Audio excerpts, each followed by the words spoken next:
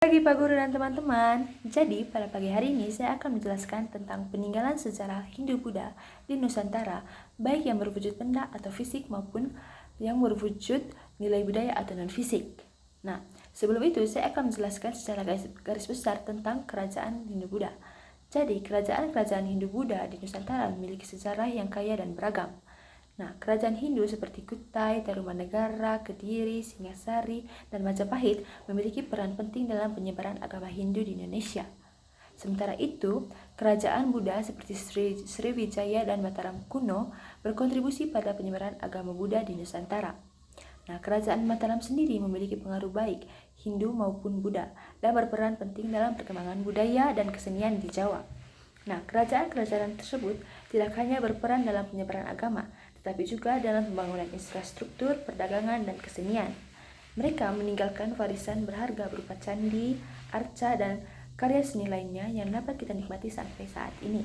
Dengan demikian, kerajaan-kerajaan Hindu-Buddha di Nusantara memiliki kontribusi yang signifikan dalam pembentukan sejarah dan budaya di Indonesia. Sekarang kita akan masuk di peninggalan sejarah. Yang pertama di peninggalan fisik itu ada candi. Jadi, kerajaan-kerajaan Hindu-Buddha pada zaman dulu meninggalkan peninggalan fisik seperti candi. Nah, yang pertama itu adalah Candi Borobudur atau candi yang peninggalan Buddha. Nah, candi terbesar di dunia yang berlokasi di Magelang, Jawa Tengah. Candi ini dibangun pada abad ke-9 oleh dinasti Shailendra dan merupakan simbol ajaran Buddha Mahayana. Nah, Candi Borobudur terdiri dari 9 tingkat dengan ratusan relief yang menggambarkan ajaran Buddha. Yang kedua ada Candi Prambanan atau peninggalan Hindu. Nah, candi Hindu terbesar di Indonesia yang terletak di Yogyakarta ini dibangun pada abad ke-9 oleh Raja Rakai Pikatan dari Kerajaan Mataram kuno. Nah, Candi Prambanan didedikasikan untuk Trimurti atau Brahman, Vishnu, dan Siwa dan merupakan salah satu situs warisan dunia UNESCO. Yang ketiga ada Candi Mendut atau peninggalan Buddha. Nah, terletak di dekat Borobudur. Nah, Candi Mendut adalah candi Buddha yang lebih kecil namun penting karena berfungsi sebagai tempat untuk upacara keagamaan serta menyimpan relief dan arca-arca Buddha. Yang keempat ada Candi Batujaya, peninggalan Hindu.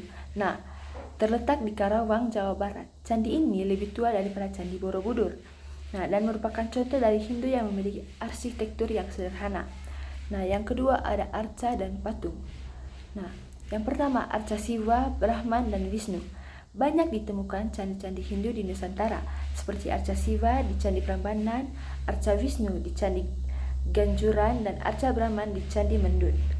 Yang kedua arca Buddha.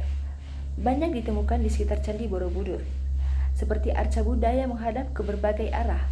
Patung Buddha ini memiliki posisi meditasi dan simbolisme ajaran Buddha. Yang ketiga ada prasasti. Yang pertama prasasti Kedukan Bukit, itu sejarah peninggalan Hindu. Ditemukan di Palembang, Sumatera Selatan. Prasasti ini menunjukkan bukti tentang kerajaan Sriwijaya yang merupakan kerajaan Hindu-Buddha besar di Indonesia pada abad ke-7. Yang kedua prasasti Tugu, peninggalan kerajaan Buddha. Ditemukan di Jakarta dan berhubungan dengan kerajaan Tarumanegara yang beragama Hindu. Prasasti ini memberikan informasi tentang sistem pemerintahan, budaya, dan keagamaan saat itu. Yang ketiga, prasasti Purnawarman. Prasasti dari kerajaan Tarumanegara yang menggambarkan perkembangan sistem politik dan kebudayaan Hindu di Indonesia. Yang keempat ada arsitektur dan peninggalan lainnya. Nah, peninggalan seperti peninggalan kuil dan religius seperti kuil-kuil di Bali, misalnya Pura Besaki yang masih dipakai untuk upacara Hindu hingga sekarang. Yang kedua, relief di candi. Nah, relief di candi-candi Hindu dan Buddha di Nusantara banyak menceritakan tentang mitologi, ajaran agama, kehidupan sosial, dan kisah-kisah epik seperti Ramayana dan Mahabharata. Itu untuk Hindu, serta ajaran Buddha seperti kisah kehidupan Buddha dalam Candi Borobudur. Yang kedua ada peninggalan non-fisik atau nilai budaya. Yang pertama ada sistem kepercayaan. Nah, agama Hindu dan Buddha itu memiliki pengaruh Hindu dan Buddha sangat besar terhadap perkembangan agama di Indonesia. Nah, pengaruh ini terlihat dari praktik keagamaan ritual dan sistem kepercayaan yang masih berkembang di masyarakat. Misalnya upacara keagamaan Hindu di Bali yang masih sangat kental, serta tradisi-tradisi Buddha seperti perayaan Waisak di Borobudur. Yang kedua, konsep Trihitakarana. Nah, sebuah filosofi hidup yang berkembang di Bali yang mengajarkan harmoni antara manusia dengan Tuhan atau parayangan manusia dengan manusia atau pawongan, dan manusia dengan alam atau palemahan. Konsep ini memiliki akar dalam ajaran Hindu. Yang kedua adalah sastra dan literatur. Yang pertama, sastra Hindu. Banyak karya sastra yang berkembang di Nusantara, seperti Ramayana dan Mahabharata, yang diterjemahkan dan diadaptasikan dalam bentuk perwujudan wayang di Indonesia. Nah, wayang kulit yang berasal dari tradisi Hindu, terutama di Jawa dan Bali, adalah salah satu contoh penting dari warisan sastra Hindu. Yang kedua, sastra Buddha. Ajaran-ajaran Buddha yang dituangkan dalam bentuk literatur dan tulisan seperti Tripitaka yang menjadi dasar ajaran Buddha dan pengaruh terhadap perkembangan kesusastraan di Indonesia, khususnya di kalangan masyarakat Buddha. Yang ketiga, seni dan budaya. Yang pertama, wayang kulit, peninggalan Hindu.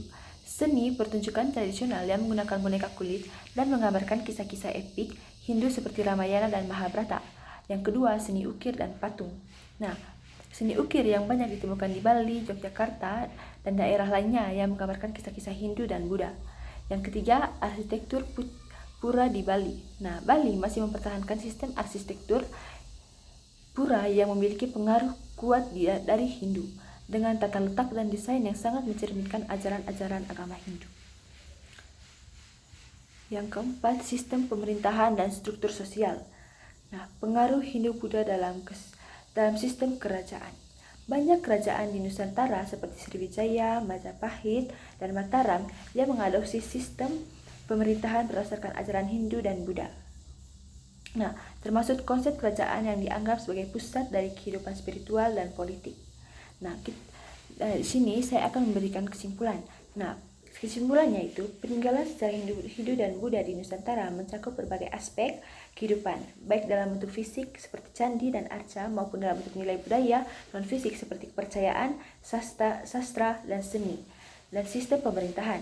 Nah, warisan ini memiliki pengaruh besar dalam pembentukan kebudayaan di Indonesia yang kaya dan beragam hingga saat ini.